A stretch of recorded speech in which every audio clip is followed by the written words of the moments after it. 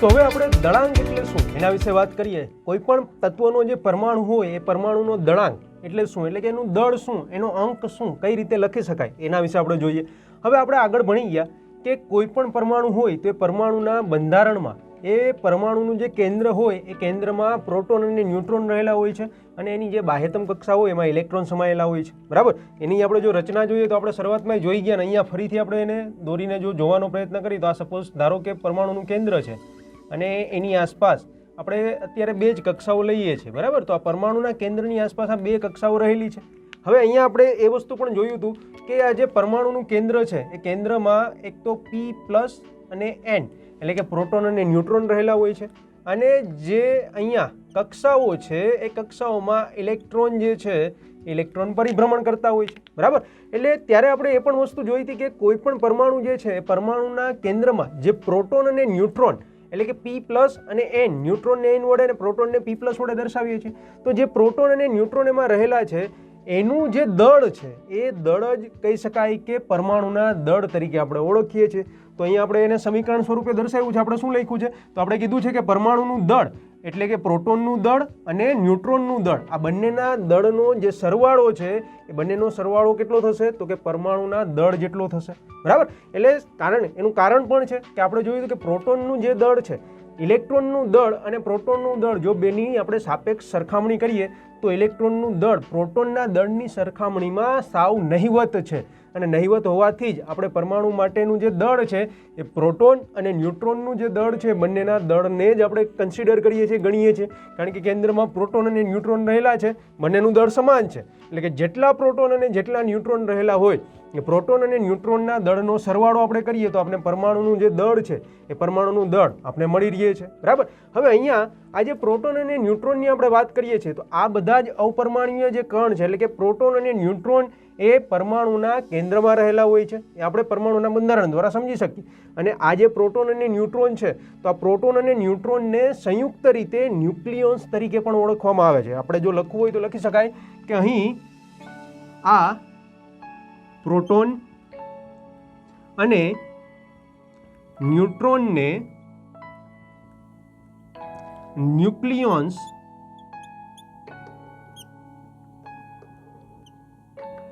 કહે છે,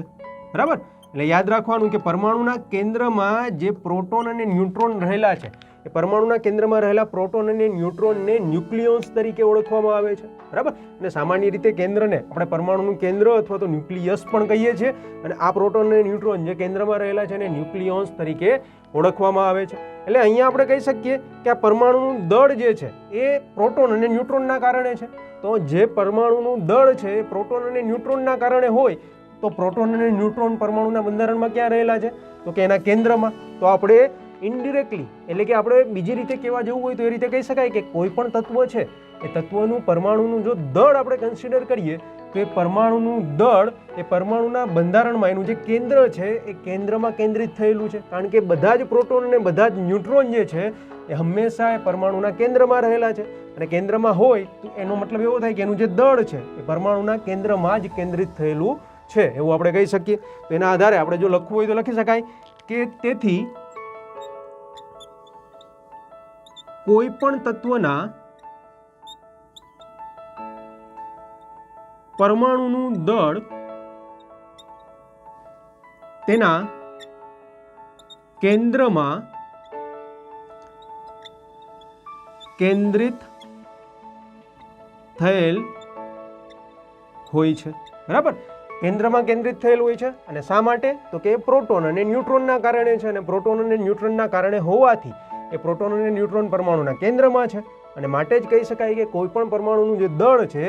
એ તે ચોક્કસ પરમાણુના કેન્દ્રમાં કેન્દ્રિત થયેલું હોય છે, બરાબર। તો હવે આપણે કેટલાક ઉદાહરણો દ્વારા એટલે કે કેટલાક તત્વોના ઉદાહરણો દ્વારા સમજીએ કે તત્વના પરમાણુનું દળ કેટલું છે અને એમાં પ્રોટોન અને ન્યુટ્રોન રહેલા હોય તો પ્રોટોન અને ન્યુટ્રોનનું દળ કેટલું છે અને બંનેનો સરવાળો એ પરમાણુના દળ જેટલો થાય છે કે નહીં, બરાબર। તો આ વસ્તુ આપણે ઉદાહરણ સાથે સમજીએ। તો દળાંકમાં આપણે જો સૌપ્રથમ પહેલું ઉદાહરણ લઈએ તો એમાં આપણે કાર્બન તત્વ જે છે એના પરમાણુની વાત કરવાની છે। હવે આપણે અહીંયા જોઈ શકીએ છીએ કે જે કાર્બન તત્વનો પરમાણુ છે તો સામાન્ય રીતે જે કાર્બન છે એનું દળ કેટલું છે તો અહીંયા જોઈ શકાય કે કાર્બનનું દળ 12U જેટલું છે 12U એટલે કે 12 એટોમિક માસ યુનિટ U એટલે આપણે જોઈ ગયા આગળ બરાબર U ને એટોમિક માસ યુનિટ વડે પણ દર્શાવી શકાય હવે અહીંયા કાર્બનનું જે દળ છે 12 એટોમિક માસ યુનિટ જેટલું છે એનો મતલબ શું થશે કારણ કે આગળ આપણે ભણી ગયા કે કોઈ પણ તત્વ હોય એ તત્વનો જે દળાંક છે એનો જે દળ છે એના કેન્દ્રમાં રહેલા પ્રોટોન અને ન્યુટ્રોનના દળના સરવાળા જેટલો હોય છે બરાબર તો અહીંયા કાર્બનનો જે દળ છે 12U 12 એટોમિક માસ યુનિટ છે એનો મતલબ શું થાય કે જે કાર્બન રહેલો છે કાર્બનમાં 6 પ્રોટોન અને 6 ન્યુટ્રોન જે છે રહેલા હશે બરાબર હવે 6 પ્રોટોન અને 6 ન્યુટ્રોન હોય તો પ્રોટોન અને ન્યુટ્રોનના દળને આપણે એકમ દળ ગણી લઈએ તો એનો મતલબ શું થાય કે કાર્બનનું જે 12U જેટલું દળ છે એમાં આપણે જોવા જઈએ તો 6 પ્રોટોનનું દળ પ્રોટોન 6U જેટલું હશે અને 6 ન્યુટ્રોનનું દળ 6U હશે અને આ બંને 6U + 6U એટલે કે 6 + 6 એટલે કે 12U જે છે 12 એટોમિક માસ યુનિટ જે છે એ કાર્બન પરમાણુના દળ જેટલું થશે બરાબર તો અહીંયા આપણે જોઈ શકીએ કે જે કાર્બનનું પરમાણુ છે એ કાર્બનના પરમાણુનું દળ 12 એટોમિક માસ યુનિટ છે એનો આડકતરી રીતે કોઈ મતલબ આપણે કહેવા જવું હોય જે આગળ આપણે જોયું એ કોન્સેપ્ટ પ્રમાણે એનો જો દળ 12U હોય તો એમાં 6 પ્રોટોન અને 6 ન્યુટ્રોન રહેલા છે એટલે કે પહેલું જ જે સૂત્ર આપણે જોયું શરૂઆતમાં કે પરમાણુનું દળ એ તેમાં રહેલા પ્રોટોનનું દળ અને ન્યુટ્રોનના દળના સરવાળા બરાબર છે એટલે કે પ્રોટોનનું દળ 6U અને ન્યુટ્રોનનું દળ 6 ન્યુટ્રોન હોય તો 6U એટલે કે 6U અને 6U બંનેનો સરવાળો કરો તો 12U મળે તો એ જે 12U છે તમારા કાર્બન પરમાણુનું દળ થશે બરાબર તો આ જ રીતે આપણે બીજું ઉદાહરણ જોઈએ કે જેમાં પણ આપણે જોવાનું છે કે જે તત્વો આપણે લઈએ ઉદાહરણમાં એનું દળ છે એમાં રહેલા પ્રોટોન અને ન્યુટ્રોનના દળના સરવાળા બરાબર થાય છે કે નહીં બરાબર તો ઉદાહરણ નંબર 2 જોઈએ તો હવે આપણે બીજું ઉદાહરણ લઈએ જેમાં આપણે એલ્યુમિનિયમ તત્વ લેવાનું છે હવે આપણે જોઈએ તો એલ્યુમિનિયમ જે છે એલ્યુમિનિયમનું દળ 27U જેટલું છે બરાબર 27U હવે 27U હોય તો સ્વાભાવિક છે તમને ક્વેશ્ચન થાય કે એમાં પ્રોટોન અને ન્યુટ્રોન કેટલા હશે તો આપણે ખબર છે કે અપૂર્ણાંકમાં તો નહીં જ હોય 27 છે તો 13.5 એવું તો નથી બનવાનું બરાબર તો એલ્યુમિનિયમનું દળ 27U જેટલું છે તો એમાં રહેલા પ્રોટોન જે છે પ્રોટોન 13 છે અને ન્યુટ્રોન જે છે ન્યુટ્રોન 14 ન્યુટ્રોન એમાં રહેલા છે એટલે કે 13 પ્રોટોન અને 14 ન્યુટ્રોન આ બંને ભેગા થઈને જે એલ્યુમિનિયમ છે એલ્યુમિનિયમ બનાવે છે અને એલ્યુમિનિયમનું દળ જે છે એ દળ આપણે 27U એટોમિક માસ યુનિટ જેટલું મળે છે બરાબર એનો મતલબ શું થાય કે જો એમાં 13 પ્રોટોન રહેલા છે 13 પ્રોટોન છે તો એનું દળ 13U અને 14 ન્યુટ્રોન છે એટલે કે એનું દળ 14U એટલે કે 13U + 14U બંનેને ભેગા કરીએ તો જે દળ મળે એ એલ્યુમિનિયમનું કહી શકાય કે એનું જે દળ છે 27U એના જેટલું આપણે મળે છે બરાબર એટલે આપણે આના વિશે જો આને સમીકરણના સ્વરૂપમાં દર્શાવ્યું તો આગળ ભણ્યા એ જ રીતે કહી શકાય કે જે એલ્યુમિનિયમનું દળ છે બરાબર એલ્યુમિનિયમનું દળ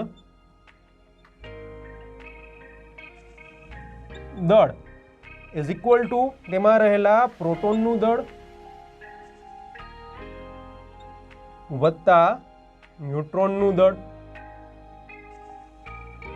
બરાબર તો આપણે ખબર છે એલ્યુમિનિયમનું દળ 27U જેટલું છે તો પ્રોટોન કેટલા છે તો કે 13 તો 13U વત્તા 14 ન્યુટ્રોન એટલે કે 14U આનો સરવાળો કરો તો 27U મળે છે એનો મતલબ થાય કે એલ્યુમિનિયમનું જે દળ છે એમાં રહેલા પ્રોટોનના દળ અને ન્યુટ્રોનના દળ આ બંનેના સરવાળા જેટલું આપણે મળે છે બરાબર તો અહીંયા આ બંને ઉદાહરણોને આધારે આપણે જો કહી શકાય કે કોઈ પણ પરમાણુનો કોઈ પણ તત્વનો દળાંક એને વ્યાખ્યાયિત કરવો હોય તો કઈ રીતે કરી શકાય તો એના માટે ચોક્કસ વ્યાખ્યા છે એટલે કે કોઈ પણ ચોક્કસ તત્વના પરમાણુમાં રહેલા પ્રોટોન અને ન્યુટ્રોનની સંખ્યાના સરવાળાને તે તત્વના પરમાણુના દળાંક તરીકે આપણે ઓળખીએ છીએ બરાબર તો એ તત્વનો દળાંક એટલે તો એ તત્વમાં રહેલા પરમાણુમાં રહેલા પ્રોટોન અને ન્યુટ્રોનની સંખ્યાનો સરવાળો તો આપણે એની વ્યાખ્યા લખવી હોય તો કઈ રીતે લખી શકાય તો આપણે લખી શકીએ કે પરમાણુના કેન્દ્રમાં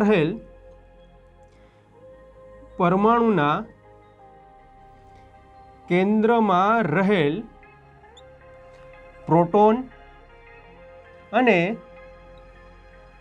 ન્યુટ્રોનની સંખ્યાના સરવાળાને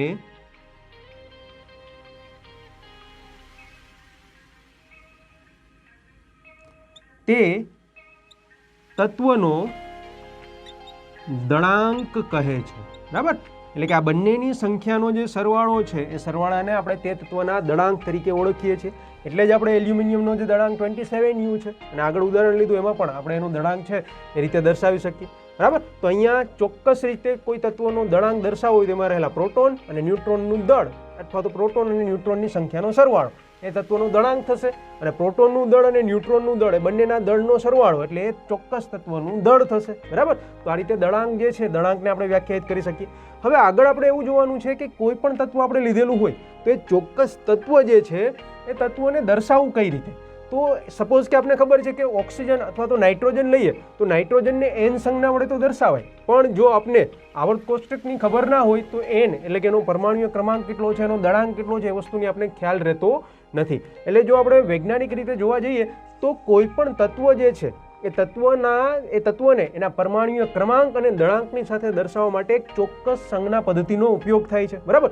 તો આ સંજ્ઞા પદ્ધતિ શું છે કે જેમાં જે તે તત્વ છે એ તત્વનો પરમાણુય ક્રમાંક પણ આવી જાય, એનો દળાંક પણ આવી જાય, અને એ તત્વની સંજ્ઞા પણ આવી જાય, અને એને કઈ રીતે દર્શાવવામાં આવે છે. તો આપણે હવે આ વસ્તુ જે છે એટલે કે તત્વને એના પરમાણુય ક્રમાંક, એના દળાંક અને એની સંજ્ઞાનો ઉપયોગ કરીને કઈ રીતે દર્શાવવામાં આવે છે તે વસ્તુ આપણે ઉદાહરણ સાથે સમજીએ. તો કોઈ પણ તત્વને આપણે જોયું પ્રમાણે દર્શાવવા માટે એ તત્વની સંજ્ઞા, એનો દળાંક અને એના પરમાણુય ક્રમાંકની જરૂરિયાત આપણે રહેવાની છે, બરાબર. તો એને કઈ રીતે દર્શાવી શકાય? તો અહીંયા તમે જોઈ શકો છો કે આપણી પાસે કોઈ પણ તત્વને દર્શાવવું તો તત્વની સંજ્ઞા તમે દર્શાવો છો, એના ઉપરના ખૂણા ઉપર એનો દળાંક અને નીચેના ખૂણા ઉપર એનો પરમાણુય ક્રમાંક છે એ દર્શાવવાનો હોય છે, બરાબર. હવે આ વસ્તુ આ તો તમારે એક માળખું છે કે આ રીતે યાદ રાખવાનું કે કોઈ પણ તત્વને આપણે દર્શાવવું હોય તો તત્વની સંજ્ઞા, એનો દળાંક અને એનો પરમાણુય ક્રમાંક એ રીતે તમે એને ગોઠવીને એ રીતે દર્શાવી શકો છો, બરાબર. હવે કોઈ ચોક્કસ તત્વની વાત કરીએ તો જો આપણે નાઇટ્રોજનની વાત કરીએ તો નાઇટ્રોજનને આપણે આ રીતે દર્શાવવું હોય તો કઈ રીતે દર્શાવી શકાય? તો આપણે ઉદાહરણ તરીકે લખી શકીએ કે ઉદાહરણ તરીકે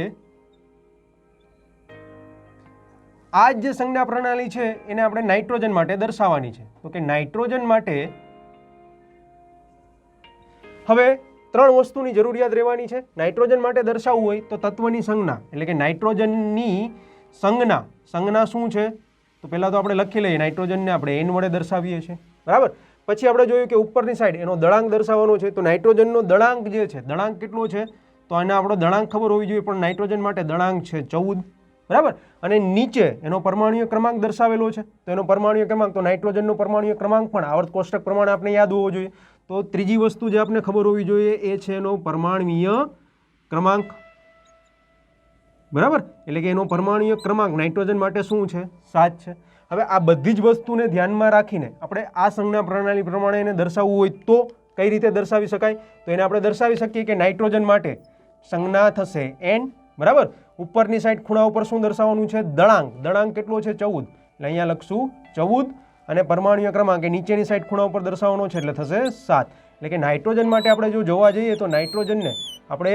7n14 એ રીતે દર્શાવી શકીએ છીએ. અને આ તત્વ આ રીતે દર્શાવવાનો મતલબ શું થાય કે n છે, nનો મતલબ થયું કે નાઇટ્રોજન છે, ઉપરની સાઈડ 14 દર્શાવેલા છે, એનો મતલબ શું થાય કે જે તત્વ આપણી પાસે છે એટલે કે નાઇટ્રોજન જે છે, નાઇટ્રોજનનો પરમાણુય એનો જે દળાંક છે કેટલો છે? તો કે 14 છે, અને નીચેની સાઈડ 7 લખેલા છે, 7. એનો મતલબ શું થશે કે જે નાઇટ્રોજન છે નીચે 7 છે એટલે કે એનો પરમાણુય ક્રમાંક 7 થશે, બરાબર. એટલે કે અહીંયા તમને જો કોઈ પણ તત્વ આ રીતે દર્શાવેલું હોય તો એના ઉપરથી તમને આટલી વસ્તુની માહિતી જે છે એ માહિતી તમે સરળતાથી મેળવી શકો છો, બરાબર. આ તો અત્યારે આપણે ખબર હતી એટલે આમ દર્શાવ્યું, પણ સામાન્ય રીતે તમને આ રીતે આપેલું હોય તો એના ઉપરથી તમારે જાણવાનું હોય છે કે એનો દળાંક કયો છે, એનો પરમાણુય ક્રમાંક કયો છે. અને એના માટે ખાસ આ જે બંધારણ છે આ બંધારણ આપણે યાદ રાખવાનું કે તત્વની સંજ્ઞા, ઉપરની સાઈડ એનો જે ઉપરનો ખૂણો છે ત્યાં દળાંક, અને નીચેની સાઈડ નીચેનો ખૂણો છે ત્યાં એનો પરમાણુય ક્રમાંક દર્શાવેલો હોય છે, અને વચ્ચે એની સંજ્ઞા હોય છે. અને એના આધારે તત્વનો દળાંક, તત્વનો પરમાણુય ક્રમાંક અને તત્વની સંજ્ઞા જે છે એની આપણે માહિતી જે છે એ આપણે સરળતાથી મેળવી શકીએ છીએ, બરાબર. તો અહીંયા આપણે પરમાણુના બંધારણમાં દળાંક એટલે શું, અને આ કોઈ પણ ઉદાહરણ દ્વારા આપણે સમજ્યા કે એલ્યુમિનિયમ છે તો એલ્યુમિનિયમનો દળાંક કેટલો થશે, અને એ જે તત્વનું જે પરમાણુ છે એનું દળ, તો આપણે એ પણ જાણ્યું કે તત્વના પરમાણુનું દળ એના કેન્દ્રમાં રહેલા પ્રોટોન અને ન્યુટ્રોનના દળના સરવાળા જેટલું હોય છે. અને સાથે સાથે કોઈ પણ તત્વ આપણી પાસે રહેલો હોય તો એ તત્વને કઈ રીતે દર્શાવી શકાય? તો એના માટે આપણે જે સંજ્ઞા પ્રણાલીનો ઉપયોગ કર્યો અને ઉદાહરણ જોયું, આ રીતે તમે તે તત્વને એના દળાંક, એનો પરમાણુય ક્રમાંક અને એની સંજ્ઞાનો ઉપયોગ કરીને સરળતાથી દર્શાવી શકો.